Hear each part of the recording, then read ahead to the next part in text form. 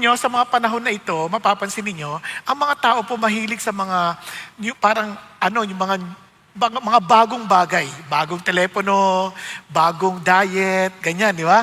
Mga bagong trend. And gusto natin lahat maging new and improve. Kaya nga po, gusto natin ng mga upgrades, di ba? Gusto natin mag-upgrade palagi. Kaya lang, minsan yung pagdagdag natin sa original, ay minsan nasisira pa ito. Naalala ko lang, nung bata kasi kami, tinuturuan na kami kaagad ng tatay namin magluto. And isa sa mga paborito naming pagkain ay adobo, di ba? And nagkataon po na tinuruan mo kami, sabi niya, magluto ka ng adobo. So sa isip ko, pagka dinamihan mo, dinagdagan mo yung mga rekado, sasarap, di ba? Dinagdagan mo yung bawang, dinagdagan mo yung sibuyas, dinagdagan mo yung suka, di ba? Dinagdagan mo yung toyo, gano'n. Hindi mo nagbabago yung karne, ha? Basta puro dagdag lang. Dinagdagan mo yung paminta. Nako, ang expectation mo, lahat sasarap, di ba? Ang problema, nung maluto na, nako po, parang naging adobe. hindi adobo. Kasi talaga ang sama ng lasa. Parang sobra-sobra. Tapos sobrang asim, sobrang alat. Tapos alam nyo, doon ko napagtanto, alam nyo, na hindi lahat ng pagdadagdag o nasabi mong upgrade ay nakakabuti. Nakakatawa lang ito. Sabi ng tatay ko, ito hindi ko makakalimutan. Marunong ka lang kumain, pero hindi ka marunong magluto. Ewan ko, naririnig nyo palagi yan. Pero doon ko na-realize kung gaano kahalaga na maintindihan mo yung original. Sa totoo lang ngayon, dahil yung adobo na yan, wala na nakakaalam ng original na adobo. Kasi nga, ang dami ng mga karagdagan. Merong adobong may cheese, may adobong. Basta iba-iba ng klaseng adobo. Sa totoo lang, huwag nila sasabihin, meron na nga akong 105 recipe ng adobo. Iba-iba na. Kaya talagang hindi ko na rin alam kung ano original na lasa. Pero one thing for sure, ganun din sa buhay. Alam nyo, kaya ang ating series na sisimulan ngayon ay napakahalaga. Kasi when it comes to the gospel, there is no other gospel. You cannot improve on it, you cannot make it better, you cannot subtract from it, kasi ito lang isang bagay, iisa lang yung gospel.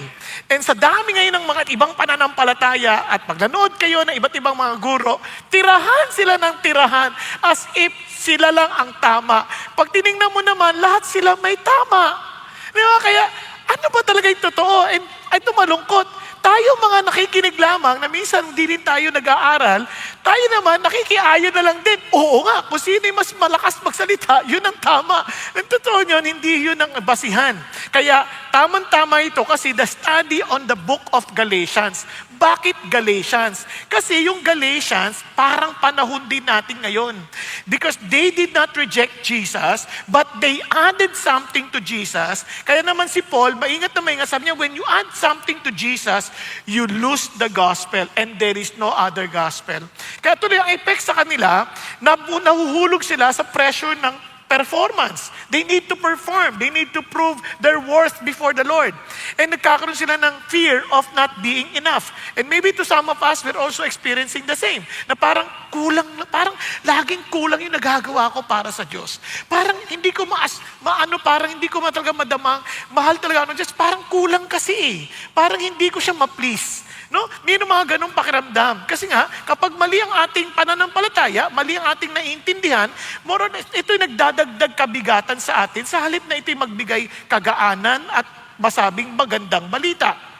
Now, and of course, the desire to prove ourselves worthy. Yung iba po, they always think of, what should I do para to be worthy of the eternity that God is promising us. Laging ganun ang habol ng tao. And I have a good news for you. Sa ating pag-aaral ng Galatians, I hope that we will truly find true freedom from the grace of God. Now, tingnan ho natin. Buti na lang, bagamat maraming mga gospels na naririnig tayo, buti na lang, nangyari ito sa panahon ng Galacia. Bakit? Kasi napilitan sa sulatan ni Paul, dahil si Paul po yung nagsimula ng church doon eh. Napilitan niyang sulatan at balikan at ipaliwanag ano talaga yung gospel. So, hindi mo na kailangan pang diskubrihin o andyan na, sinulat na, para kung anumang salungat dito, madali mo na siyang maikorek. Kasi the church will not determine the gospel. The church will not tell you what is orthodox, or not even the teachers, is not a tradition, kundi ano yung sinabi ng Diyos based on this instruction given by Paul. Bakit si Paul? Tingnan natin. Isa-isa. Yung Book of Galatians, basically, ito po yung parang Magna Carta ng pananampalataya ng Kristyanismong summarized. Kasi yung Romans, mahaba yun eh. Pero ito, mas summarized kasi 6 na kabanata lamang. Kaya kung yung Galatians nyo, 5, hindi yan tama. Pag 7, magtaka na rin kayo, hindi rin yan tama. Kasi 6 na chapters lang yon. At yung unang 4 na kabanata, focusing on the doctrines. Ibig sabihin, on the precepts, yung ano yung mga prinsipyo na ano yung pinaka-foundational truth kung bakit ito yung magiging duty or demonstration ng gospel. Ganyan lagi ang sulat ni Paul eh. Pag binasa nyo Ephesians, binasa nyo yung Colossians, Thessalonians, lagi nagsisimula, ito yung faith natin, ito yung pinaka-foundation, and ito yung effect. Okay po? Importante yun. Hindi mo na itong effect, tapos kailangan, kung ito yung tama yung foundation mo, hindi ganon. Ito yung foundation, ito yung effect. Kaya yung belief will affect the way we behave. Now, kung narinig niyo na po yung idea, laging nasasabi ni Pastor Peter na yung T principle, our thinking affect our emotion, and our emotion affects our action. Naalala niyo po yun? Now, dagdag niyo po ito. Your belief affects the way you think. Okay ba yan? And obviously, it will affect the way you feel. And what you feel will affect the way you move. Bakit importante yon? Kasi kapag ang paniniwala mo hindi tama, makikita mo, mag-iiba rin yung pagkakitungo sa mga bagay-bagay. So, ibig sabihin, the way you treat people is because of what you believe. Now, tingnan nyo bakit yung sinisigawan yung anak natin, kung mga magulang? Bakit may tendency tayong sigawan sila? Kasi isip nila, anak lang kita. Ganun eh. Pero hindi, mali ka. They are created in the image of God. You are to value them because they are created in the image of the Lord. They represent God. Kaya nga we treat people with value because we understand as Christians that they are and we are all created in the image of the Lord. So the way we believe, our belief affects the way we think. The same thing when we do our work, knowing that our work should be at worship to the Lord as we believe, obviously we will do our best in everything that we do to glorify Him. Tama? Pero kung isip lang natin, trabaho ko lang to, para magkakita ko lang to ng pera. Kapag umaga, pag nalaman mo, wala pasok bukas, yes! Ang saya-saya mo kasi paniniwala mo, pagkakakitaan lang yan. Pero kung alam mo, worship ito sa Panginoon Diyos, walang pasok bukas, pero praise the Lord pa rin kasi God is in control. Nakuha niya ibig sabihin na bilang nagbago yung attitude. Pero hindi yung parang tuwan-tuwa ka na hindi ka papasok. Lagi natutuwa ka na you can be of service to somebody else. So yung belief na yon, importante yon. Kaya naman si Paul, he want to correct this, kasi nagkakaroon ng maling pananampalataya sa Galatians. So naisip nila, kaya kailangan niyang i-discuss yung doctrine ng defense of the gospel kasi mali na yung gospel na tinuturo sa kanila eh. Kaya na-distort na. Kaya yun ang chapter 1. Yung gospel na must be defended, kailangan tayuan natin to. Hindi natin to pag-iwawalang bahala. Then the gospel does not contradict the law. Kasi nagtatalo yan eh. Ano bang susunodin natin? Yung law o yung gospel? Ano ba talaga pinagkaiba nila? And the gospel makes us children of God, and the gospel brings freedom to the Holy Spirit, and the gospel enables us to bless others. Obviously, hindi ko muna explain sa atin ngayon yan, pero make sure na ito pong bagay na to ay dapat wag natin ipagwalang bahala. Bakit? Kasi, isipin yung mabuti, this was written to the Christians who were in Galatia.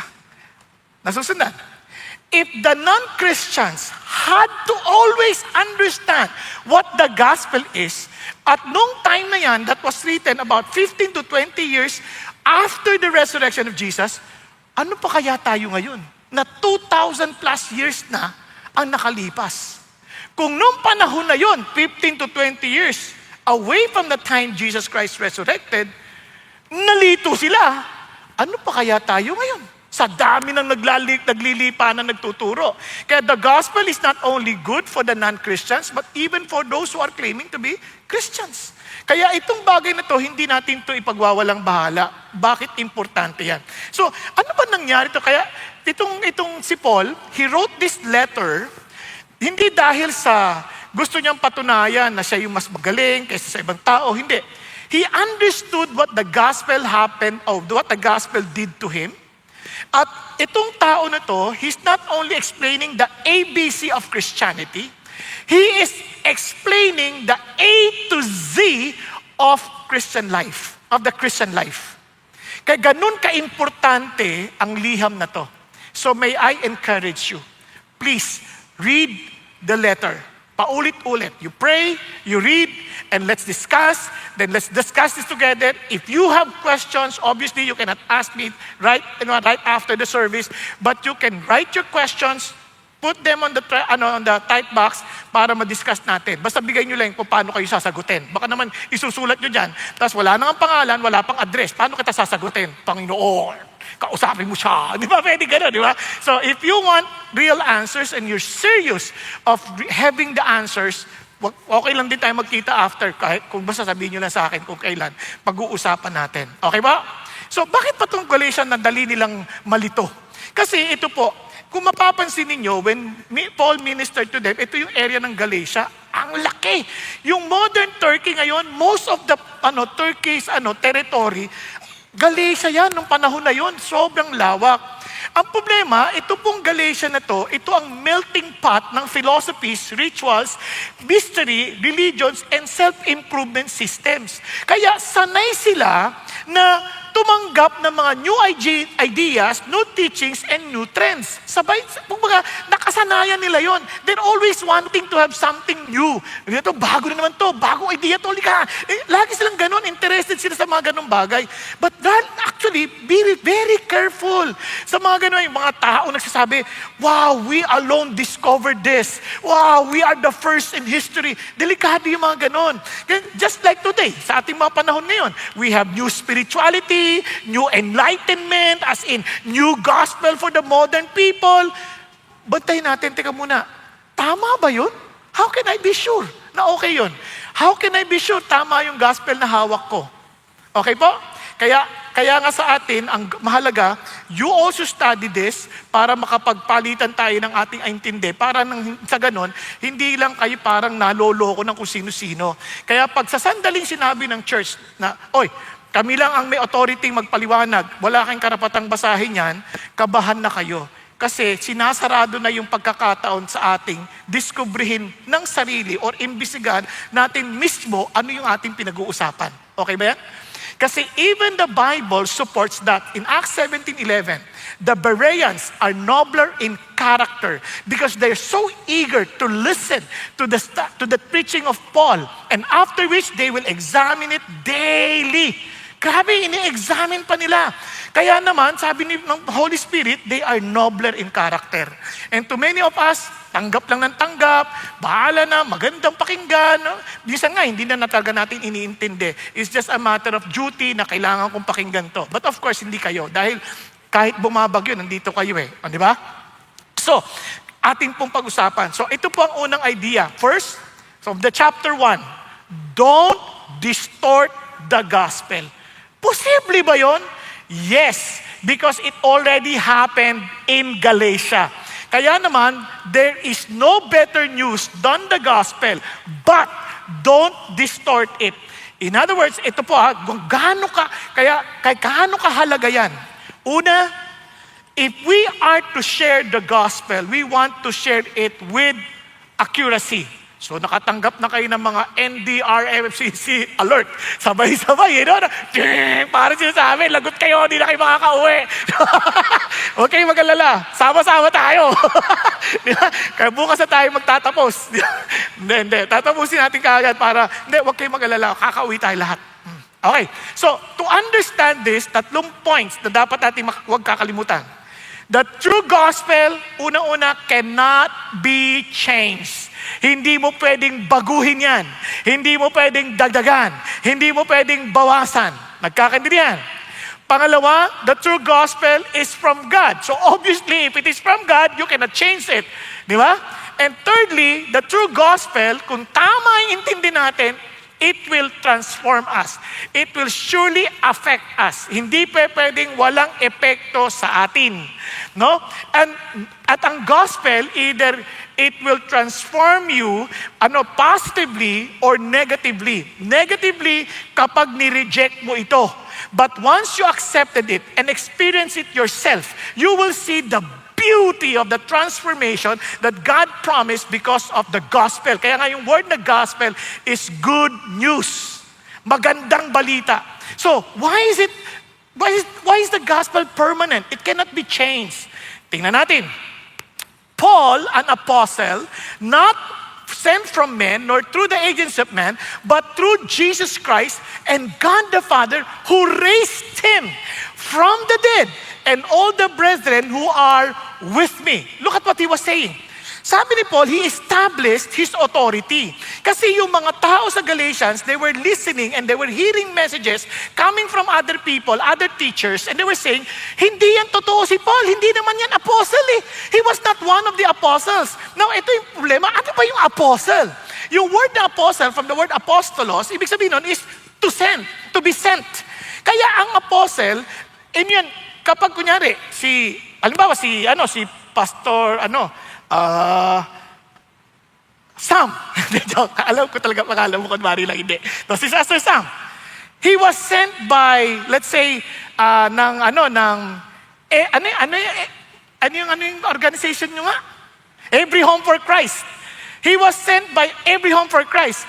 Basically, he is an apostle sent by the Every Home for Christ. Kasi yun ang idea ng apostle. You are being sent. Kasi Barnabas was sent by the Jewish authorities in Acts 15, and he was sent, he was an apostle. No? Barnabas, kaya tinawag na apostle Barnabas. Kaya lang, itong introduction ni Paul is more than just an ordinary apostle sent by a human agency. Di ba? Anong sabi niya dito? Not sent from men, nor through the agency of man. Kasi tayo, even if someone claims that he is an apostle sa panahon na ngayon, he is an apostle maybe because he was sent by his church. But not in this sense. Bakit?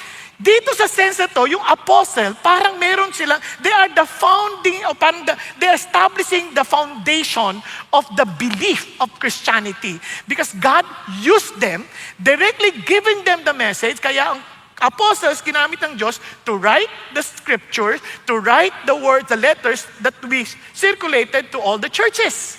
Now, tingnan niyo po. Dito yung qualification, for example. In Acts, namatay si Judas. Tama? There were 12 apostles. Patay ang isa. So, kailangan palitan.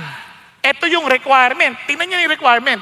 Therefore, it is necessary that of the men who have accompanied us all the time that Lord Jesus went in and out among us. So, una pa lang, naging kasama namin yan. Kaya ibang level tong apostle na to. Ang sabi niya, beginning with the baptism of John until the day he was taken up from us. One of these must become a witness with us of his resurrection. So, ang kanyang qualification, nakasama natin. Even from the very time na si John the Baptist binaptize si Jesus, nakasama na natin. Paano si Paul? Hindi siya qualified. But in reality, because Paul was one of the Pharisees, perhaps nakikita-kita niya na rin itong mga bagay na ito, ay nakita niya yung development ng Christianity, at the same time, siyempre, nakikita niya, so nawi-witness siya rin doon. Ang difference lang, he was not directly part of the disciples or apostles God has chosen na kasama ni Jesus during the ministry. Tama? Pero meron pang isang, a witness with us of His resurrection. Ito ang sabi ni Paul. Sabi ni Paul, at last of all, when Jesus Christ resurrected, as to one untimely born, He appeared to me also, for I am the least of the apostles and not fit to be called an apostle because I persecuted the church of God. Meaning, it was Jesus who appeared to him when he resurrected. Sinabi niya kay Paul, Saul, Saul, why are you persecuting me? Nalala niyo? So he witnessed. And that brought a great change in Paul, from Saul to Paul, and began to preach about the gospel to the Gentiles. So yun ang, kaya yung sinasabi ni Paul that I'm an apostle, not sent by man, he was making himself equal with the rest of the apostles. Nakuha? Okay. So what? Yan. Meaning, he has that authority. Eto ngayon, sabi niya, in-explain niya na, grace to you and peace from God, our Father, and the Lord Jesus Christ. So, dinikit niya. He's now preaching and showing now, little by little, what the gospel really means. Sa simula pa lang ng sulat niya, kakaiba yung tono ni Paul. Bakit? Normally, pag nagsusulat si Paul, lagi sasabi niya, I praise God for you every time I remember you, I pray for you, mga ganyan, di ba? Sa Colossians, Ephesians, Thessalonians, makikita niyan. Dito, hindi niya makikita. Diretsong galit si Paul because of this. Pero sabi niya, pinakita niya kagad. In-establish niya kagad yung gospel. Who gave himself for our sins so that he might rescue us from this present evil age.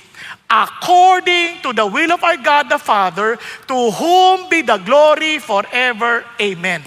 So ano sinasabi niya dito? Paul does not begin with rules. Ito'y dapat mga gagawin natin. Ayan, nag-text na naman. Huwag kayong mag-alala, mabilis. Ibig sabihin, malapit na yung bagyo. Yan na sa pintuan. Okay. He does not begin with advice that you should do this, you should do that. He begins with the good news. Agad-agad, nag-start siya sa gospel. Kaya yung word na gospel, ebanghelyo, good news, magandang balita. Ano yung magandang balita? Jesus gave himself for us, for our sins, so that he might rescue us from this present evil age. Tingnan nyo nga, ano ba yung gospel?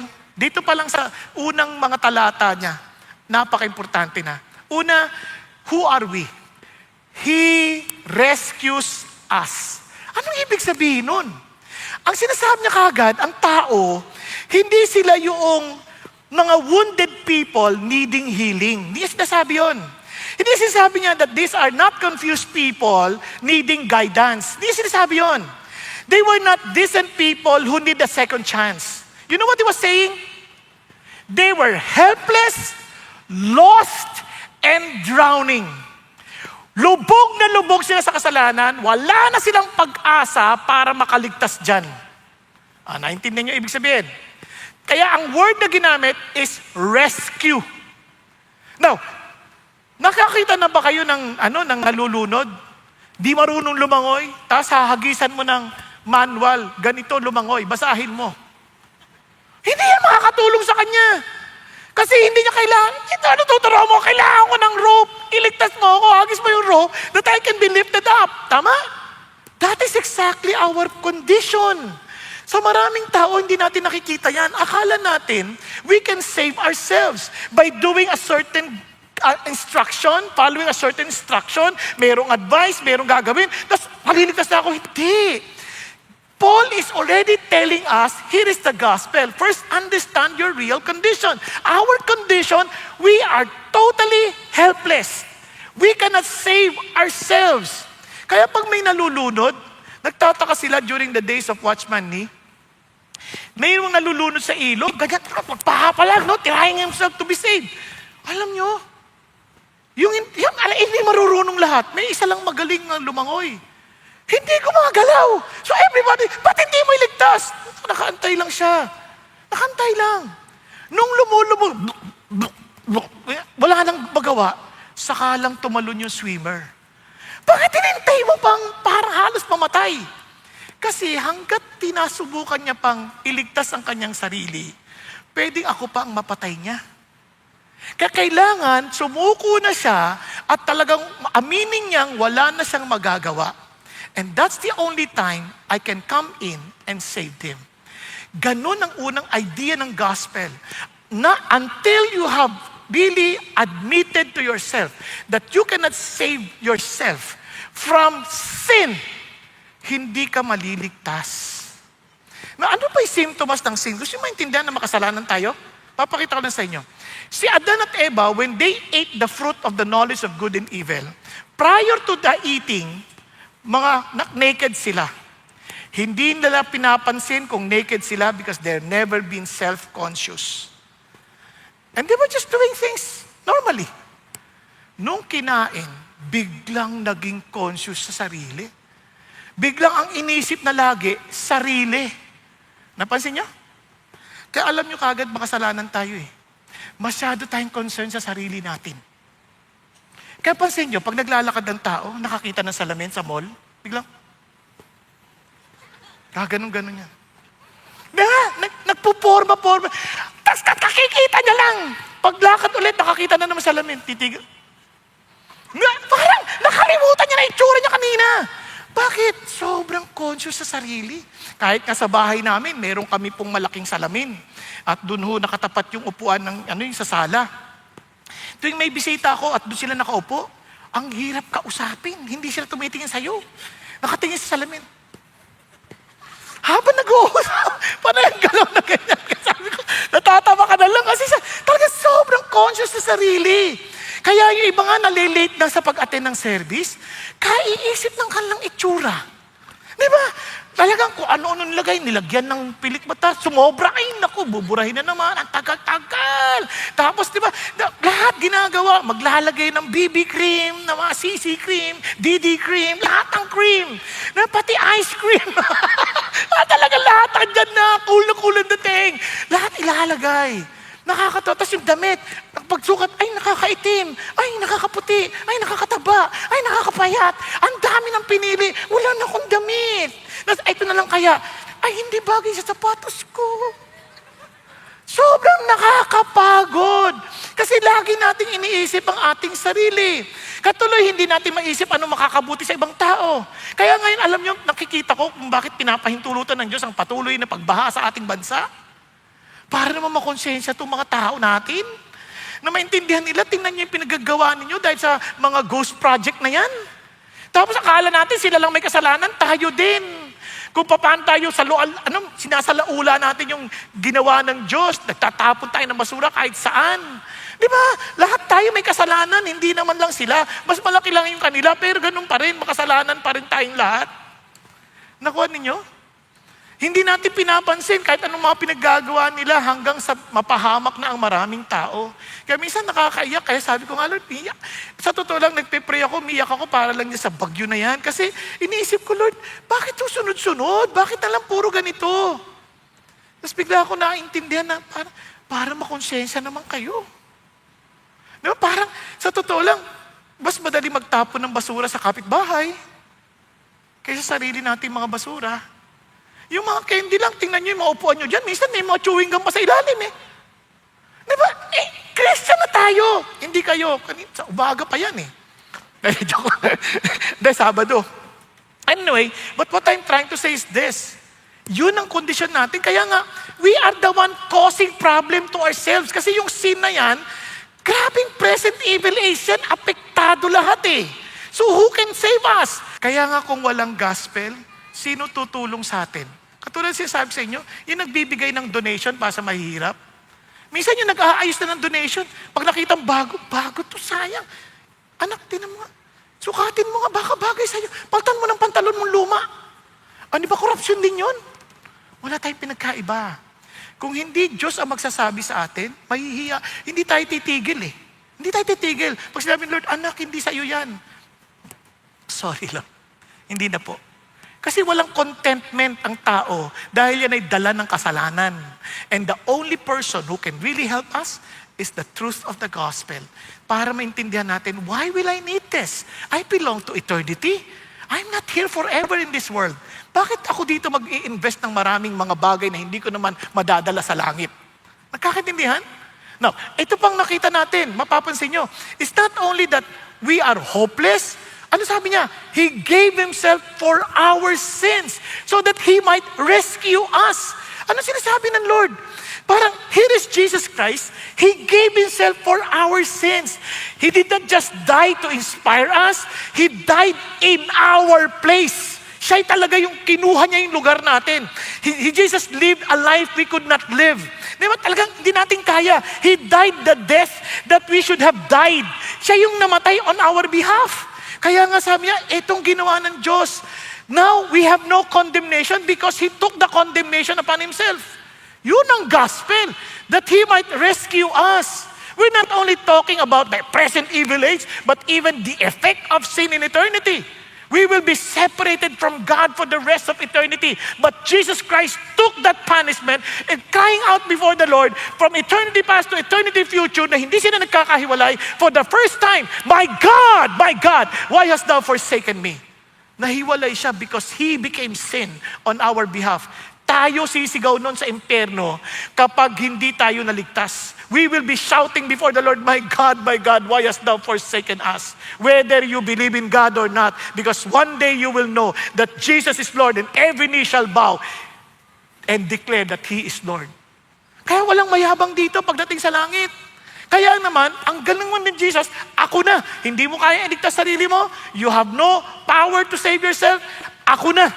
I'll take your place. I'll die for you. Kaya nga, He Himself gave for our sins. Now sabi niya, according to the will of our God the Father. Ano sinasabi ng Lord? I am involved. Bakit? I raised Him from the dead to prove to you that I accepted His sacrifice. Na yung dapat na kinatatakutan nating kamatayan, may sagot na. May nabuhay na magbuli. Di ba kumbaga sa sakit, kapag may virus na at lahat ay fatal yung virus, anong kailangan natin gawin?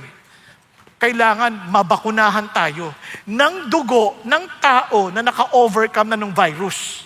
Tama? And praise God, somebody overcame death. Jesus.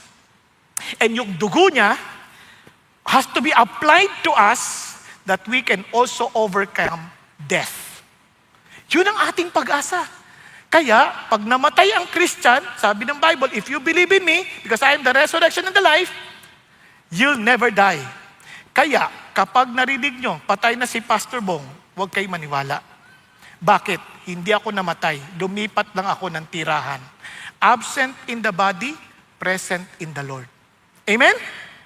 Yan, wag kayo rin. Wag, kung talagang nawakan nyo si Jesus, wag nyo isipin, hindi, kaya nga iban, pag namamatay na, parang, this is my coronation day. Yun sabi ni D.L. Moody. Tapos, wow, sabi ni Philip Heck, wow, is this dying with Jesus? How come it's so happy to live with Jesus? Di ba? Ang saya-saya.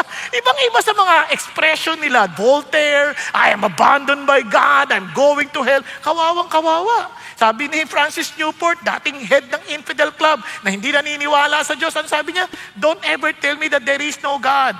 For I already feel His very angry presence. Don't ever tell me that there is no hell. For I'm already feeling my feet slipping to its fire. Kaya meron pong reality na yun na doon tayo niligtas ng Diyos and praise God because the Father was pleased. Wow! Binuhay siya magmuli. At ang pinakamaganda sabi niya, to whom be the glory forevermore. Amen. Binigyan niya ng kagandang summary. Kaya sabi niya, because you cannot rescue yourself, you cannot even take any credit na naligtas ka because of yourself, because of your merit, because of what you did, because of your promises. Wala. Because everything was because of God. Nagkakaintindihan? Kung maintindihan mo kaligtasan, wala tayo doong ambag. Si God lahat ang gumawa.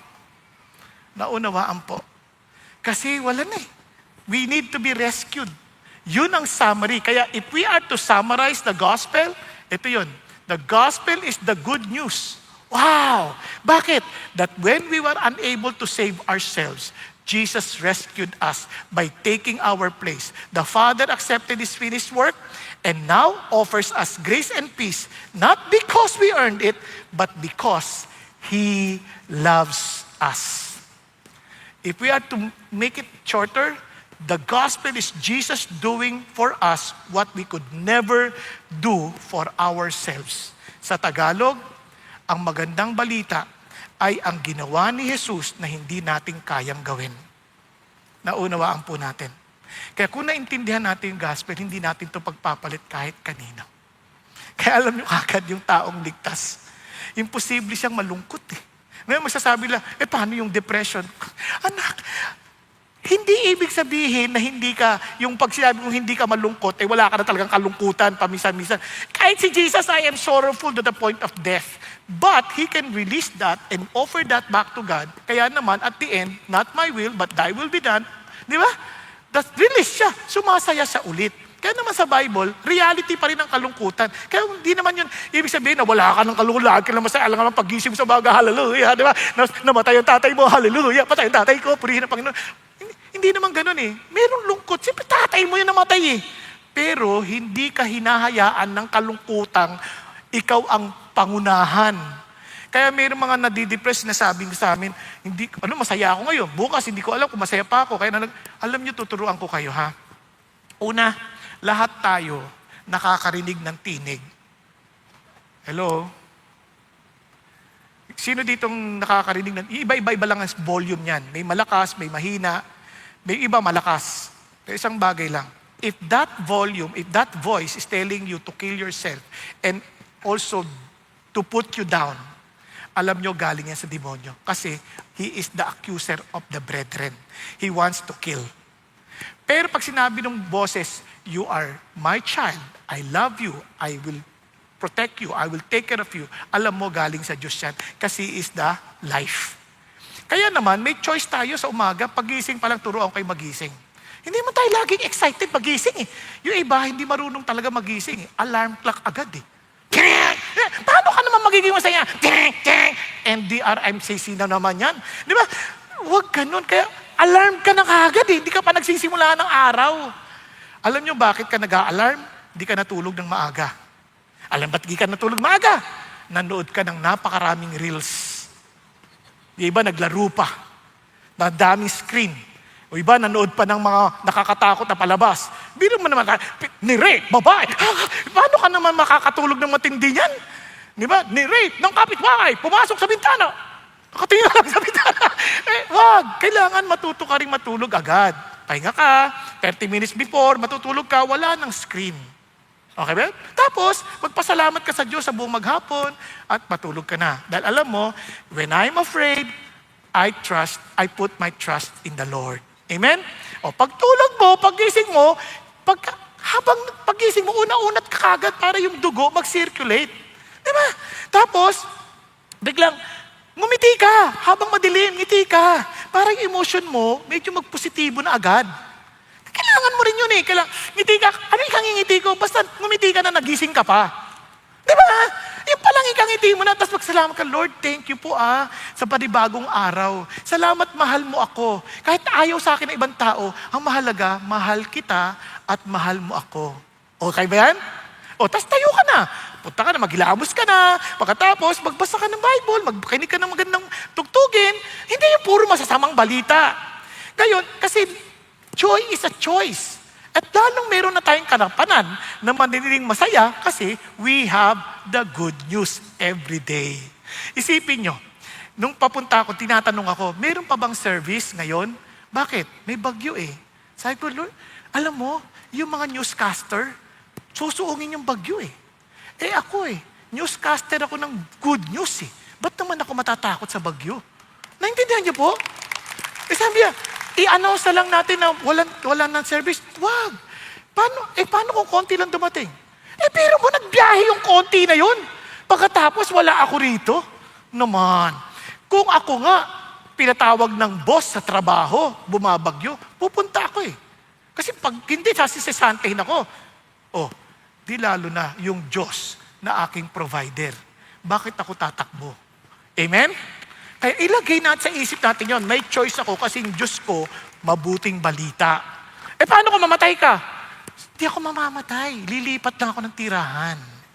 O, di ba? Takuan niyo, paano kung mabaha ka? So, nakalangoy ako ng libre. Ang daming dapat ipagpasalamat. Huwag na natin itong pahabain pa. Okay po?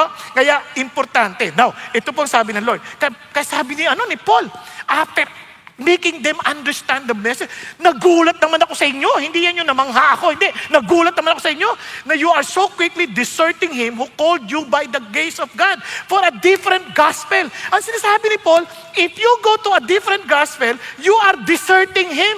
Kasi the gospel and Jesus Christ cannot be separated. Kaya pag hindi itong gospel, dinistort mo yan, nako, para mo na nang dinesearch si Jesus, iniwan mo si Jesus, tinanggihan mo si Jesus. Kasi sabi niya, Kaya huwag mong i-distort yung gospel kasi it is rejecting Jesus Himself. Now, hindi lang yun. Sabi niya, which is really not another. Sabi niya, only there are some who are disturbing you and want to distort the gospel of Christ. Yung word na distort, hindi lang pervert, kundi you are reversing. Binabaligtad mo lahat. Yung ginawa ni Jesus, binaliwala mo. Yun ang sinasabi niya. Kaya when you distort the gospel, binabaliwala mo lahat ng ginawa ni Jesus para sa atin. Kaya hindi ho yan biro. We should never, never, never distort the gospel. Bakit? Dinagdagan pa. Tingnan mo sabi ni Paul, but even if we, sinama niya yung sarili niya. Sabi niya, or an angel from heaven should preach to you a gospel contrary to what we have preached to you, he is to be accursed. Hindi ko pwedeng baguhin. Hindi pwedeng baguhin ang sino man. Kaya sabi niya, kasi kapag binago ko, itong effect ng distorting the gospel, susumpain ako. Your eternity is at stake. Kaya tayo, we are asked by God to preach the gospel. Kung hindi natin alam, paano na? Kaya we need to take this seriously. Kasi isipin mo, kung mali pala itong pinaniniwalaan ko, tinanggihan ko na si Jesus, in all honesty and sincerity, tinanggap ko si Jesus. Pero yung pala, tinanggihan ko pala, dahil lang hindi ko alam yung gospel. Di ba? At susumpain pa ako, paano na yan? Hindi, kaya wag nating ipagwalang bahala ang gospel. We should never take that for granted. Inulit pa niya, an angel, paano kung may magpakita sa iyo anghel? It's a wow, supernatural. Grabe, totoo to. At ang sinabi, sumunod kayo sa akin, mag-pray kayo ng 10 panalangin na ganito para maligtas kayo. At ipasa niyo ang panalangin na ito nang mapagpala kayo. Isama niyo pa ang mga 10 pa para nang sa ganun, pagpapalain kayo ng Panginoon Diyos. Kahit anghel pa yan, kung iba yung tinuturo niya, hindi yan karapat-dapat pakinggan. Kasi alam niyo, isang tukso sa atin, pag nakakita na tayo ng mga miracles, nakakalimutan na natin yung katotohanan. Hello? Biruin mo, nakita ko, kalbo, pinag-pray, nagkabuhok. Iba yan, totoo yan. Tinigil kayo, kahit si Stevenson, kaya magpabuhok. Kaya hindi yan sikreto. Dinidikit lang. Pwede na. Pero totoo to ha. Magtaka kayo. Kasi iba sabi, lagi may nagsasabi sa akin, Pastor, wig ba yung buhok mo? Hindi po, totoo po ito. Nagkataon lang, tumubo talaga. Pero ito, what I'm trying to say is this. Hindi miracle ang basihan ng ating pananampalataya. Hindi supernatural lamang, kunit si Jesus ang katotohanan. Because I am the way, the truth, and the life. No one can come to the Father except through me. Tingnan niyo pa kung bakit importante yung gospel. As we have said before, so I say again now, if any man is preaching to you a gospel contrary to what you received, he is to be accursed. Dapat yan sumpain. Grabe, no? Nakakatakot. Kaya po, kaya siniseryoso natin ang bagay na ito. Remember this, you are not deserting the church, you are not deserting the doctrine, you are not deserting the tradition, you are deserting Jesus Himself. Kaya yung gospel, a distorted gospel, is not a gospel at all. Yun ang sinasabi ni Paul. Kaya sinasabi ni Paul na a distorted gospel brings condemnation. Kaya naman marami sa atin, because of the wrong understanding of the gospel, we become anxious, we become, yung parang full of guilt, full of shame, fear of not being enough. Where there is self-salvation, there is always condemnation. But where there is Christ, there is rest. Amen? Kaya pagka sa Panginoon, alam mo may pahinga ka. Hindi mo kailangan to prove anything to God. Yung iba kasi, gusto nilang patunayan sa Diyos. Kaya pag sinabi mo, God, punta ka na, sama ka sa amin. Punta tayo kay Lord. Hindi pa ako ready. Pag ready na ako, anong ibig mo sabihin ng ready ka na? Pag talagang mabait na ako. Ikaw ba maliligo ka bago ka maligo? Sino dito naliligo bago maligo? Meron ba? Diba? Walang taong naliligo bago maligo. Kaya ka nga lumalapit sa Diyos, alam mo marumi ka eh. Kaya lumalapit ka, para linisan niya tayo, iligtas niya tayo. Hindi yung parang magpapakalinis muna ako bago ako lumapit. Ba't ka palalapit kung kayang palang linisan ng sarili mo? Ang problema, hindi natin kayang linisin ang ating mga sarili. Kaya, yun ang sinasabi ng Panginoon Diyos. Now, so, sabi, kaya tingnan nyo, for now, Kasi sa panahon ngayon, parang andali nang baguhin yung gospel eh. Kasi sa dami na nga pong mga taong ika-cancel ka na lang, magagalit sa'yo, alam nga magbago ka na ng iyong tayo dahil lang sa sinabi nila. Hindi. Sabi niya, am I now seeking the favor of men or of God? If I'm striving to please men, if I were still trying to please men, I would not be a bondservant of Christ. Wala tayong karapatan. Kung ang tao ang ating pinagsisilbihan, di servant tayo nila. Servant tayo ng Diyos, hindi tayo servant ng sino man. Kaya kahit disagree ka sa akin, wala naman ako magagawa. Basta ang mahalaga, ikaw din. Alamin mo ang katotohanan. Okay po tayo? Kasi nga, at the end of the day, hindi ikaw ang judge ko, si Lord pa din. Hindi ako ang judge mo, si Lord pa din. Okay tayo? Kaya, let us always look at that. Kaya, tinan nyo ha, kaya why we must not distort? If we change the gospel, we depart from Christ Himself. You cannot keep Jesus and lose the gospel. A changed gospel is no gospel at all. If you add anything to grace, you lose grace. A false gospel leads to spiritual bondage and anxiety because now you must be on your own Savior. Parang ganito yan. Nawalan ka ng internet. Tumawag ka sa internet provider. Ma'am, wala akong internet. Ganun ba? O sige, bisitahin mo ang aming website para malaman mo ang instruction paano maayos. Wala nang internet! Naintindihan ninyo?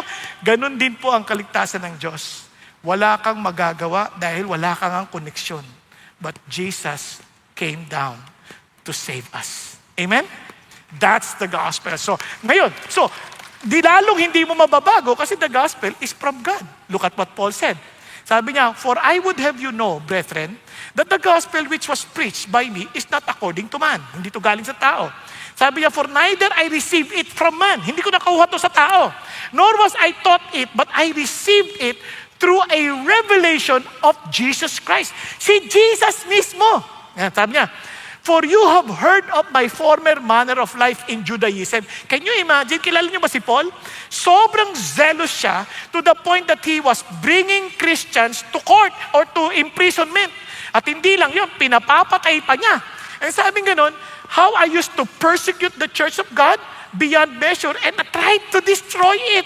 Now, and I was advancing in Judaism. Ibig sabihin, hindi siya umaatras sa kanilang tradisyon at sa kanilang mga pananampalataya in the past. Lalo pa siyang lumalago. Many of my contemporaries among my countrymen being more extremely zealous for my ancestral tradition. Lalong mas expert ako kaysa sa mga kasabayan ko. Ano sabi niya? But when God, who had set me apart, even from my mother's womb, and called me through His life, was pleased to reveal His Son in me so that I might preach Him among the Gentiles, I did not immediately consult with flesh and blood. What have you noticed? When God was pleased to reveal Himself to me, alam nyo, itong malaking bagay, no? Alam nyo, itong ganda sa gospel. Hindi tayo ang naghanap dyan eh. Siya ang nagpakita sa atin. Tingnan nyo mabuti. Minsan hindi nga natin alam na kailangan natin ng rescue eh. Hindi natin alam kung ano problema natin. Basta we just try to figure out, siguro may problema lang ako psychologically, siguro may problema lang ako mentally, siguro may problema lang ako. Hindi. Ang problema natin, we are separated from God. And maliban ipakita sa atin ng Diyos yun, hindi natin maintindihan eh. Kasi sabi niya, nung nireveal ni God sa akin, kaya minsan kahit anong share mo sa isang tao, kahit pinaliwanag mo na from Genesis to Revelation, hindi talaga nila makuha. Talaga sabi niya, it doesn't make sense. Laging ganon. Hindi lang yun, aawayin ka pa. Kaya doon ko lang naintindihan, alam mo, kahit ang gabo-labo na ng buhay nila, kahit ang gulo-gulo ng buhay nila, pagpipilitan pa rin lang tama sila. Kahit walang kaayusan ng buhay. Tapos sinasabi mo na yung solusyon, ayaw pa rin lang paniwalaan. Kasi nga, unless the Lord reveals Himself to us, hindi natin maintindihan ang gospel. And God was pleased. And alam niyo yung ginawa niya, tinasabi niya, from my mother's womb, pinrepare na ako ng Diyos. Alam niyo bang hindi aksidenteng nandito kayo? Bakit? Ang dami gusto pumunta pero natakot sa bagyo. But God chose you. For what reason? Para maintindihan niyo, hopefully, yung gospel. Tama ba? Because He loves you. He cares for you. He wants you to be saved. At ganun din sa mga nakikinig online. Huwag kang tumayo. Ibig sabihin, baka paluto ka na, bigla mo narinig yung gospel, para paalala sa'yo ng Diyos. Unahin mo ko. At sa totoo lang, may mga tao, biro mo magpapakamatay na, nakarinig ng mensahe ng Diyos. Nakakilala sa Diyos, hindi na nagpakamatay. Di ba nakakatuwa yung ganung mga kwento? Mga mag-asawang maghihiwalay na Naayos dahil nakita lang Diyos. Naayos sila. Hindi makita ng ibang tao yun. Paano naayos sila? Ikikwento nila, hindi nila maintindihan. Until the Lord opens their eyes. I did not immediately, para masigurado ko, hindi muna ako nag-consult sa ibang tao. At kanino man, sabi niya, nor did I go up to Jerusalem. Hindi muna ako nagpunta ron dahil alam ko sila yung aking inuusig eh. To those who were apostles before me.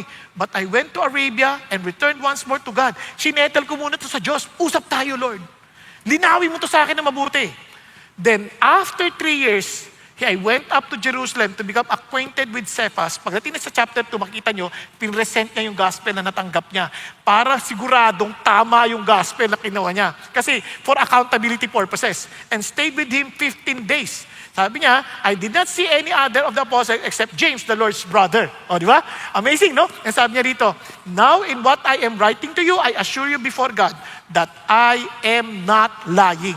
So sinasabi niya, sinasabi siya, hindi ako nagsisinungaling. Tanong mo sila, Cephas. Tanong mo yung mga pupunta sila rito at papakita ko sa inyong hindi ako nagsisinungaling. Bakit? Because I received the message and surprisingly, walang pinagkaiba. Wala silang naidagdag kasi wala kang idadagdag sa message. Parang ganito. Nakakain na kayo ng Lucky Me? Naranasan nyo na yung sa kakain nyo ng Lucky Me, dagdag na kayo ng dagdag ng iba't ibang ingredients, hoping that it will become better?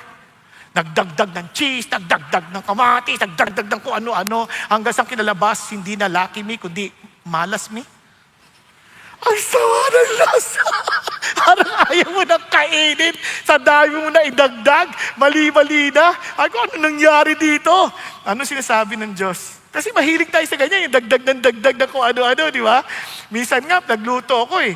Nasarapan sila nung minsan. Tapos dinagdagan ko ng dinagdagan. Yung mga anak ko, ayaw nang kumain. Ako uuubos na marami. Ako, wala lang kakain dito. Kundi ako lang. Kasi hindi nila maintindihan yung lasa. Di ba? May mga ganong pangyayari and ganyan ang gospel. You see, the gospel isn't something we improve.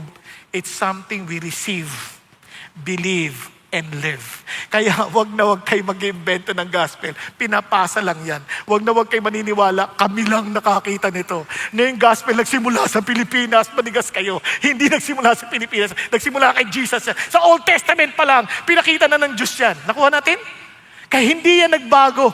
Hindi yan nagbago, kaya ingat na ingat tayo na parang dito umusbong yung propeta tapos kung saan nang galing, dito nagsimula yung gospel na yan. Hindi yan totoo.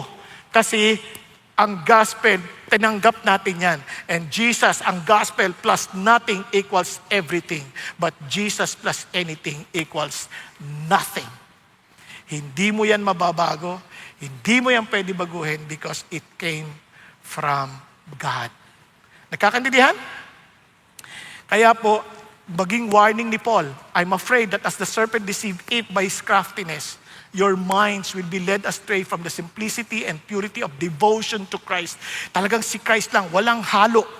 For if one comes and preaches another Jesus whom we have not preached, pwede pala yun, ibang Jesus? Yes. Si Jesus plus. Yan, may kasama. Laging may kasama. Pag may ganon, tatakot ka na. Whom we have not preached, or you receive a different spirit which you have not received, or a different gospel which you have not accepted, you bear this in mind beautifully. Kaya nga ang warning ng Lord, even among teachers, kaya ako dito ako takot lagi, kasi we will be judged stricter. We will receive a stricter judgment, kaya ako, I'm making it a point, kahit sinisigurado ko, kinoconsult ko ang marami, pati sa kasaysayan, ito ba talaga yung pinasa? Ito ba talaga yung pinasa? Nagkakaintindihan and we praise God kasi may Bible eh. Kaya basahin mo naman. May nagtanong nga sa akin, paano mo binabasa yung Bible? I pray, I read, I pray, I read, I pray, I read.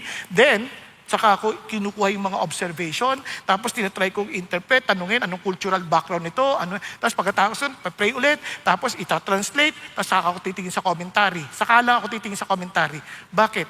Para debatihin ko ano yung sinabi ng commentary, kasi komentaryo lang ng tao yun eh. Di ba? Para tingnan kung meron kaming pagkakaparehas, praise God. At ba't hindi kami nagkaparehas? Nagtatanungan kayo. Kahit wala siyang, hindi mo siya masagot. Ako lang. So, tapos after nun, nadadagdagan pa yung application mo.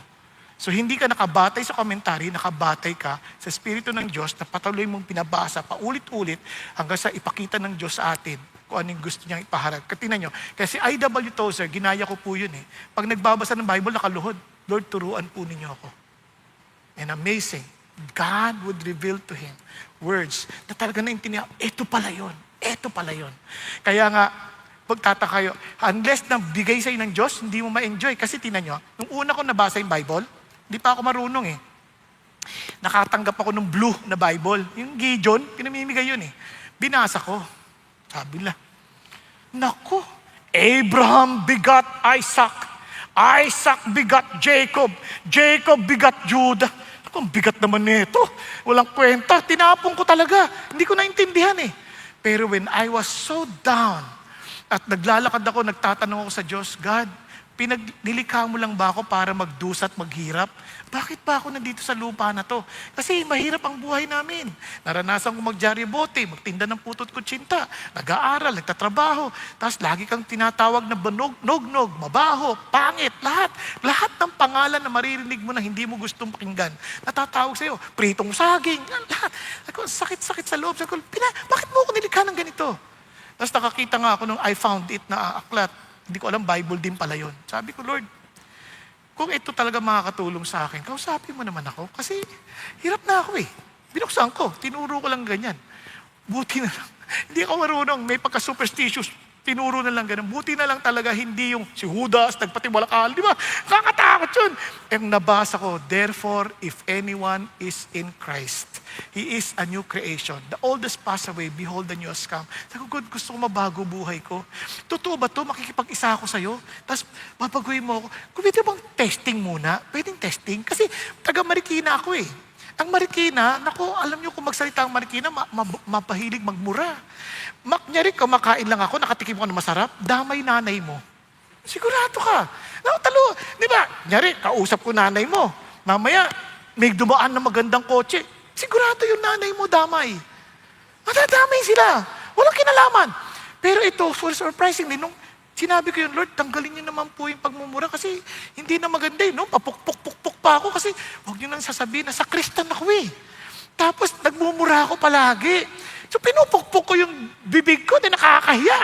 Hindi lang yun, pati mata ko. Kasi, pero huwag niyo na lang sabihin, hindi naman lahat ng sa Kristan kapareho ko, no? Mababait yung iba eh.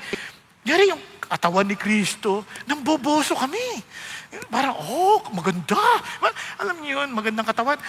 Nakakahiyang sabihin. Ganun kami. Kaya sabi ko, Lord, tulungan mo naman ako. Alam niyo, paalaway din ako kasi mayroong tinatawag na small man syndrome eh. Maliit akong tao. Kaya madali kaming makipag-away. Ayaw naming minamaliit kami. Maliit na nga, pamaliitin ka pa. Di ba? Huwag ka magpapakumbaba, kailangan magmataas ka. Ganyan. Awayin mo na agad. Patulan mo para matakot. Parang ganun. No? Pero totoo lang, di ka papatulan dahil maliit ka. Pero ito, alam nyo, no? Di yun nga, nagulat ako. Biglang gustong-gusto kong basahin yung Bible. Ang ganda, ang saya-saya. Totoo pa to? Ang ganda naman ito. Nako, hindi na ako sumasama sa pagnanakaw sa palengke, sa mga tindahan. Kasi may mga kabarkada ka, nagsha-shoplift din eh. So, hindi na ako sumasama, inuman, hindi na. Kinawag ako ganyan, ay, ang yabang mo na, ba't di ka na namamansit? Bakit di ka na sumasama sa amin? Tinulak ako, parang upakan na eh. Taka talaga ako. Walang murang lumabas, walang galit na lumabas. Ang lumabas sa bibig ko, ang paghihiganti ay di sa akin. Yan ang nasusulat. Ito'y sa Diyos.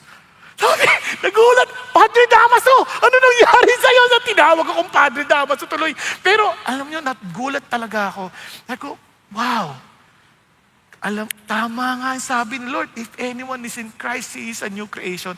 Dahan-dahan, binabago ka ng Panginoon Diyos. Amen po?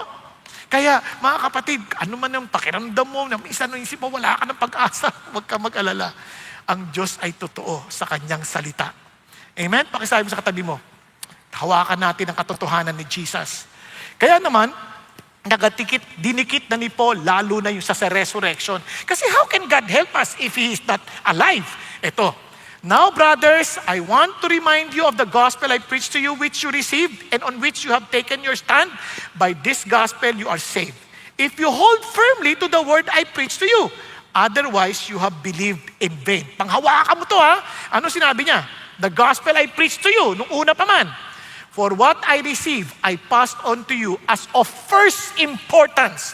that Christ died for our sins according to the Scriptures. Naalala nyo? The will of the Father. Itong bagay ng gospel ito, hindi ito bago. Even from the time that Jesus Christ, or the time that men fell, nilinaw na ng God yung gospel according to the Scripture. He was buried, that He was raised on the third day. Inulit na naman, according to the Scriptures. And that He appeared to Cephas. Then to the 12. Sabi niya, after that, He appeared to more than 500 men at one time. Ibig sabihin, nung time na ito, itong resurrection na ito is something that you cannot deny. Ibig sabihin, pwede mong tanungin yung mga tao na yan. At the time of writing, pwede nyo tanungin. Kasi bakit? Most of them remain until now. But some have fallen asleep. Iba patay na, pero ito, may mga buhay pa. Tanungin nyo. You can research it. You can ask it. Ngayon, tingnan nyo po halimbawa, sabihin ko sa inyong namatay si Ninoy dahil umangkas sa motor, na aksidente, patay. Maniniwala kayo? Hindi. Bakit? Ba't hindi kayo maniniwala? Buhay ka na nun eh. Di ba? Alam mo hindi siya pinatay hindi siya natumba sa motor. Alam natin, kasi yung marami doon nakintistigo, nakita pa nila na sa news, na talagang namatay siya, binaril. Tama? Okay ba yan? Kasi nga buhay pa. Ibig sabihin, hindi mo pwedeng itago yung muling pagkabuhay ni Jesus kasi you can still ask. Kaya naman, hindi lang yun. He appeared to James, at itong si James, kapatid ni Jesus na hindi naniniwala sa kanya, na naging leader ng church. Then to all the apostles. Remember the apostles? Nagtago yan. Nung nagsasuffer si Jesus, hindi lang sila nagtago. Talagang takot na takot sila. They denied Jesus. Pero all of a sudden, they're willing to live and willing to die for Jesus.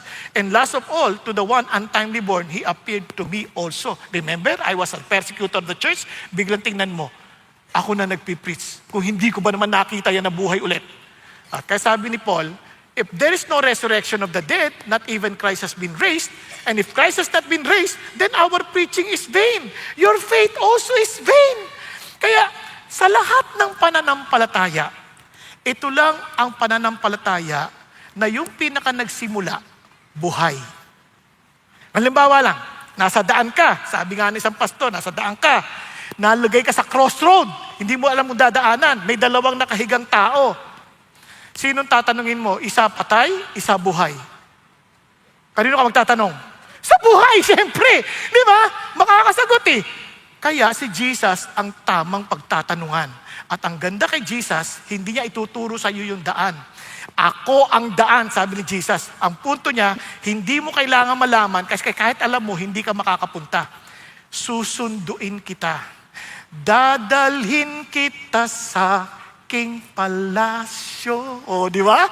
Yun ang ginawa ni Jesus. Ako mismo magdadala sa iyo sa tatay ko. Yun ang, kaya buti na lang, buhay siya. Amen po? Kaya dahil kung buhay siya, it proves Jesus is who He claims to be.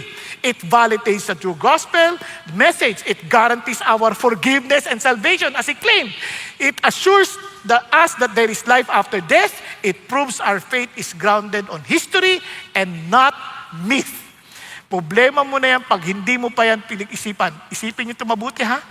As farther we are from the time that it transpired, the more evidences we get to prove that He indeed rose again from the dead.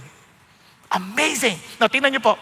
Kaya ho si Lord Darling, Chief of Justice ng England, alam mo, sabi niya, there exists such overwhelming evidence, positive and negative, factual and circumstantial, that no intelligent jury in the world could fail to bring in a verdict that the resurrection story is true. Ito, kasi ang alam nyo, sa science kasi, you have to redo it. Hindi mo lang pwedeng i-redo yung death at resurrection, no? But you can find the truth through evidences. Kumbaga parang legal way of parang legal way of proving something. So ganun ang ginagawa nila. Ang sabi niya, Sabi ni John Singleton Copley, Attorney General yan ng Great Britain, Solicitor General of British Government, may alam niya. Sabi niya, I know pretty well what evidence is and I tell you such evidence as that of the resurrection, for that resurrection has never broken down yet. Now, sa modern times, ito, kilala nyo na to, si Attorney Lee Strobel. Hindi ito naniniwala sa Diyos. Pero yung asawa niya, naniwala sa Diyos, nagbago.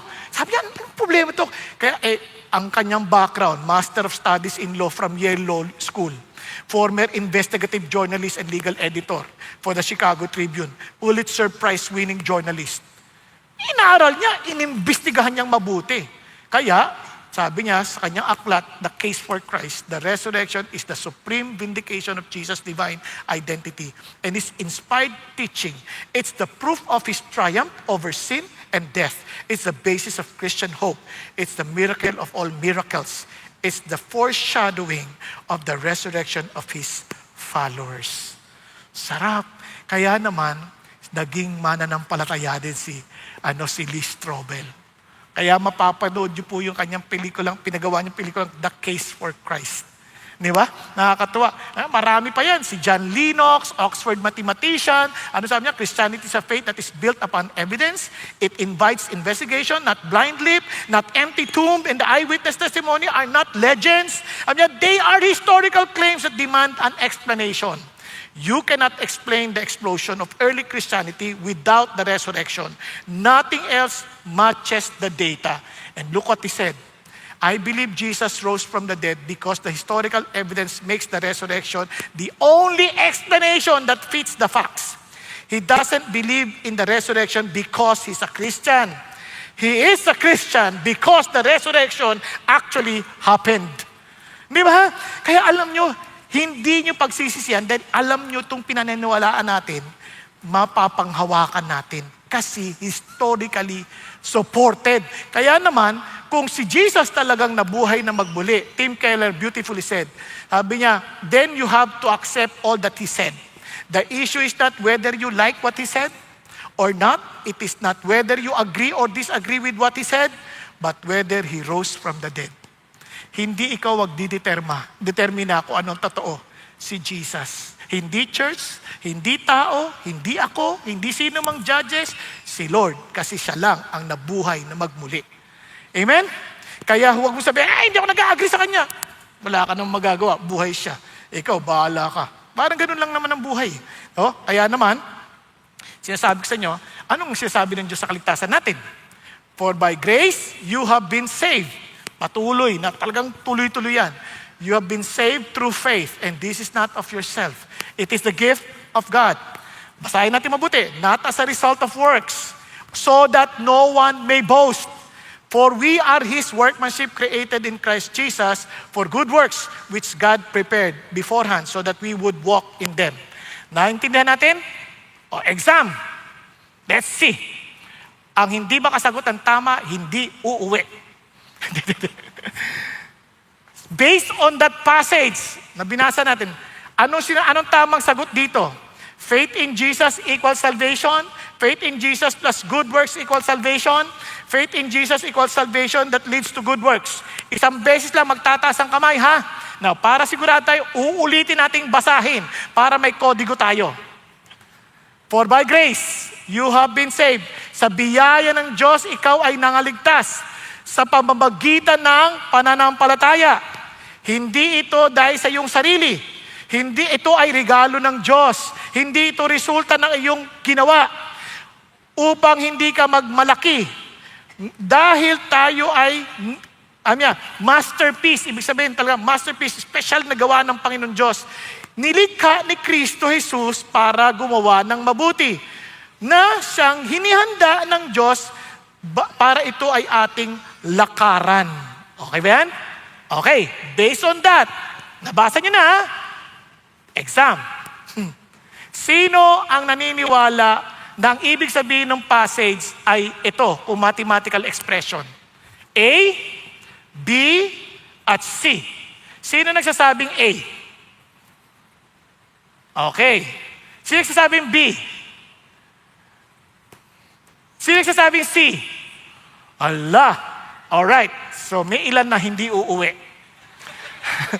Tingnan ninyo. Ulitin ko ha.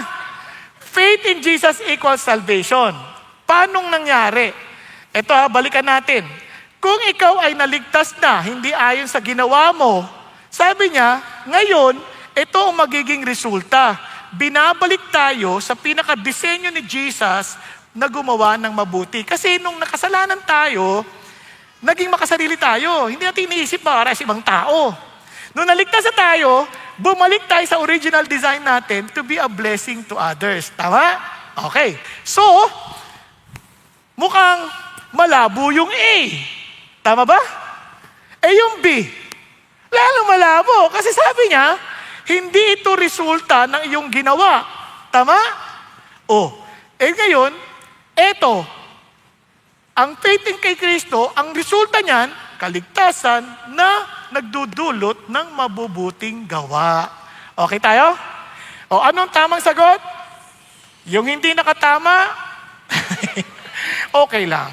At least nakita natin kung saan natin itutuwid ang ating pagkakamali. Amen po? Now, kaya, yun ang problema ng Galatians, faith in Jesus, plus circumcision, plus the Pharisaic law, equals salvation. Yun ang kanilang intindi. And God was saying, mali yung gospel mo. Kaya, kung isa-summarize natin, ang true gospel, salvation by grace through faith in Christ alone. Hindi natin yan resulta ng gawa natin. Christ's finished work is sufficient, transformation centered on Christ. Kaya yung distorted, anything na salvation by faith in Christ, plus, huwag natin, plus. Ano yun, may dagdag mo dyan. Hindi tama yan. Christ's work is not sufficient, needs human effort. Yun ang sinasabi natin. No transformation, at kung iba kasi naniniwala na, Christian na ako, pinatawad na ako ng Lord, pero walang pagbabago sa buhay, distorted gospel yan. Centered on man, ang tawag nun, legalism. Kaya, ang totoong gospel, it transforms. How did we know that? Tingnan nyo. Then I went into the regions of Syria and Cilicia. Sabi niya, I was still unknown by sight to the churches of Judea. Hindi pa siya kilala, which were in Christ.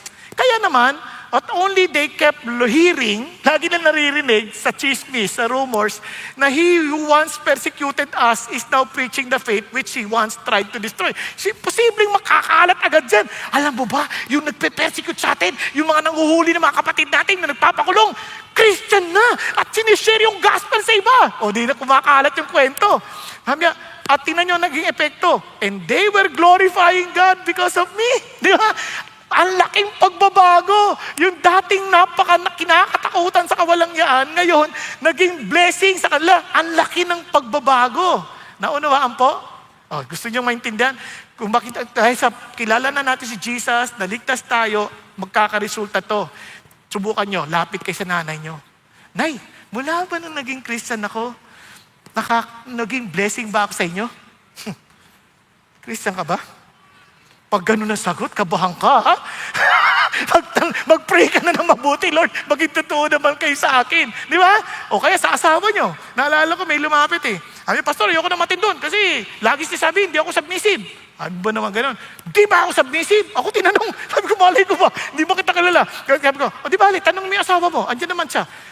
Submissive ba siya? Sabi asawa. Alam mo na. Hindi ko kailangan maliwanag. Kaya gusto niyo malaman kung submissive kayo, punta kayo sa asawa niyo. Sweetheart, submissive na ba ako dahil kay Jesus? Di ba? Kasi mga lalaki naman, tanongin niyo naman yung asawa niyo, naging loving ba ako sa'yo? Di ba? Okay ba yan? Punta kayo sa teacher niyo. Ma'am, nung naging Christian ako, ano sa palagay niyo? Okay ba ako? Naging masipag ba akong estudyante dahil kay Jesus? Ayun. Alam niyo na, huwag niyo nang lokohin ang inyong sarili. Pag hindi naman, huwag kayo mag-alala. God is just waiting for you to really say, Lord, I need you. Diba? Hindi ka naman niya kinukundin. Kaya ka pinapunta rito para marinig mo itong mga bagay na ito eh. Tandaan ninyo ha, kaya nagtatransform yan, itong warning ni Lord. Beloved, I felt the necessity to write to you appealing that you contend earnestly for the faith which was one for all handed down to the saints. Pinasa na. For certain persons have crept in unnoticed. Those who were long beforehand marked out this condemnation. Ungodly persons who turned the grace of our God into licentiousness. Ginawa nilang lisensya sa kasalanan, yung kaligtasan na tanggap nila kay Lord. Paano? Mali ang intindi nila. Kasi pag tinanggap mo si Lord, dahil siya yung Panginoon mo, He is now your Master and Lord Jesus Christ. Hindi ikaw magdidikta at magsasabi kung ano tama at mali. Babalik ka kay Jesus. Ano ang tama at mali kay Jesus? Nagkakaintindihan? Hindi, dito ba ako, Lord? Hindi ikaw magdidesisyon. Si Lord ang magdidesisyon para sa iyo. Kasi the idea, nung sinabi ng Lord ng kasalanan, do not eat the fruit of the knowledge of good and evil. Sinasabi ni God, let me determine to you what is good and evil. Don't decide on your own. Eh, ang tigas ng ulo ng tao, kinain yung prutas by saying, Lord, wag mo kami pakilaman. We will discern on our own. It's rebellion against God. Now that you belong to God, balik ka na ulit sa original design. Let me determine to you what is good and evil. Amen? And that's really part of the reality of Christianity. Now, let me end. Let me end with a story. Ito po ay tungkol sa isang village of the lawmaker. Sa village of the lawmaker, doon po sa mountain village na yon, meron pong isang napakatalinong leader na siya po ay tagasulat ng batas at siya rin po ang judge who enforced them. Ang ganda lang dito, siya po ay respetado sa mga batas na ginagawa niya kasi fair and right. And pinagtitiwalaan siya ng tao. Siyempre, mahirap nating ma-imagine ngayon yan, no? Kasi maraming nang mabatas sa atin. Mambubutas eh. Di ba? Hinahanap nila yung butas, paano makakatakas, kaya ang hirap silang mahuli. Di ba? Kaya nga sinasabi ko sa kanila, yung pera, yung sasabi lang, mahirap hanapin yan. Walang paper trail yan eh. Dapat isabatas nila na kapag ang mambabatas o mga nasa government gumastos beyond 10,000, dapat dumadaan sa bangko para lahat may paper trail. Paano ka nakabiling coaching ganyan, di ba? Kasi may pinagdaanan yan. Hindi pwedeng wala. Kaya minsan yung mambabatas natin hindi ka pareho nitong mambabatas na ito. Kaya one day, yung village discovered that someone had been stealing grain from the community storehouse. Merong nagnanakaw ng grains. Seryosong krimen yun. Kasi pag winter na, wala na silang kakainin. Saan sila kukuha ng grain? So, sabi ng lawmaker, yung pinaka-lawmaker, yung wise man, whoever is stealing the grain must repay it and receive the full penalty of public flogging. Yung paghahataw sa likod, nakakamatay yun. Pag 40 times yun, full extent. Everyone agreed, justice must be done. Tuwan-tuwa sila. But when the thief was caught, yun ang malaking problema. The entire village talagang nagulat. Bakit? Kasi yung magnanakaw, ang anak na dalaga ng lawmaker. Paano niya gagawin yun? Pag pinalusot na to, hindi na sila maniniwala. Ngayon, pagpaparusahan naman to, anong klaseng tatay yan? Hindi man lang ipagtanggol yung anak. Saan ka lulugar? Sala sa lamig, sala sa init. Punta ka na lang sa labas. Huwag ka na sa sala. Hindi, ito. Ang gulo na. So, anong ginawa? Ito na, dinala na sa execution yung babae. Problema, pinaramdam pa yung tunog ng latigo. Whoosh! Talagang takot ng mga tao. Talagang hindi ito mabubuhay kung 4 na po ito. Nung lalatiguhin na, sisimulan na, sabi nung lawmaker, sandali lang. Sabi niya, sandali lang po. Pumunta siya, inubad niya yung kanyang balabal, niyakap niya ang kanyang anak. Sabi niya, you may proceed. Hindi pwede, nandiyan ka eh. Pagtatamaan ka, hindi yung anak mo. Yun ang kiningi ng batas. Pero mahal ko anak ko. So, hinataw. Wasa! Rinig ng lahat. Wasak! Nung mga 30 wasak! Wala na. Wala nang tunog. Wala na, lupay-pay na. Patay na. Iyakan ng lahat ng mga tao. Bakit? Bakit? Iyak ang bata. Sabi niya, Papa, I'm so sorry. Alam mo ninyo, ganyan-ganyan ang ginawa ni Jesus eh. Tayo dapat yun eh. Pero He took the punishment of our sins to Himself. Kasi ganyan tayo kalawak niya, kamahal. Ganito kita kamahal, anak. I'm willing to stretch out my hand for you. Kaya lang, it's now up to us. Kumbaga, kung tatanggapin mong kailangan mo ng rescue, pwede mo namang hindi aminin na kailangan mo. Pero Kung aaminin mo, yung kabayaran na yan ay para sa'yo. Tayo pong lahat ay yumuko at pumikit sandali. Mga kapatid, alam niyo sa maraming tao, hindi nila iniintindi kung anong kanilang naranasan. Kasi hindi naman nila intindihan pa sa ngayon. Pero what God is saying us is this. Alam mo, hindi ko iiwan ang comfort ng heaven kung hindi ko alam ang tindi ng kaparusahan, ng kasalanan, at ng rebelyon ng tao laban sa Diyos. Dahil alam ko, at wala rin naman paraan para kayo'y maligtas. Sabi ni Jesus, ako na mismo ang bababa para iligtas kayo. Ang tanong na lang, willing ka bang hawakan yung lubid na magliligtas sa iyo sa pagkalunod? O hahayaan mong iligtas ang iyong sarili hanggang sa mawalan ka ng lakas at tuluyan ka ng malunod at mapahamak? Alam mo ang totoo mong kalalagayan sa buhay. Alam mong yung takot at alam mong merong something na hindi mo maintindihan, that hindi, na parang wala kang, that there is some form of emptiness in you. And because of sin, that emptiness is a reality. And Jesus wants to rescue you. May symptoms ka na. Kailangan mo na lamang ng gamot para ikaw ay mapalaya ng lubos, di lamang sa sintomas, kundi sa sukdulang epekto ng kasalanan natin sa Diyos. Handa mo bang kunin ang lubid para ikay maligtas? Handa mo bang abutin ang kamay ni Jesus para sabihin, Panginoon, iligtas mo ako? Kung yan ang loobin ng puso mo, magpakumbaba ka. Lord, ako po yun. Tinataas kong kamay ko sa inyo. Abutin po ninyo ako. Iligtas po ninyo ako. Yes, taas mo kamay mo. Huwag kang mahiya sa Diyos. It's between you and the Lord. Lord, yes, hallelujah. Yes, yes, yes, yes, hallelujah. Maging sa mga nasa online, I'm challenging you. You raise your hand to God. No, kahit nasa online, nasa screen ka nakatingin, you raise your hand to the Lord and say, God, ako po yun. Lord, abutin mo ako. Ligtas mo ako. Thank you for dying on the cross for me. Thank you that you did not remain dead. You rose again from the dead and you are alive. As you have saved Peter, alam ko, diligtas mo rin ako. Thank you na itong sulat na to hindi lang sa Galatians. Pinakakalat mo to sa lahat ng iglesia para malaman namin ang totoong ebanghelyo, ang totoong magandang balita. Sa mga nagtaas ng kamay, sa Panginoong Hesus, inaabot ko po ang kamay ninyo, kinikilala ko ang aking pangailangan ng kaligtasan. Kayo lamang po ang tagapagligtas, wala ng iba. Kaya tulungan niyo po ako mabuhay ayon sa kalooban ninyo. At patuloy kong, Panginoon, maalala at maisip na kayo ay buhay, hindi kayo patay. Para ako'y bigyan ng bagong buhay at maranasan ng katotohanan ng buhay na nagmumula sa inyo. Salamat din, Panginoon, sa magandang balitang ito. At gusto ko rin itong ipahayag sa marami. Bigyan niyo po ako ng lakas ng loob.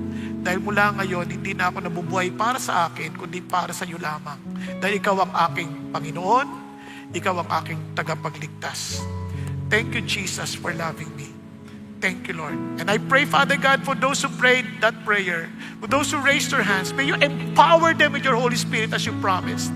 And allow us all, Father God, to give glory to your holy name and to honor you in every step of the way. And I pray for every family, Father God, we represent here. May your protection be upon them. May your blessing be upon them. May your peace reign in them, that they will continue to enjoy your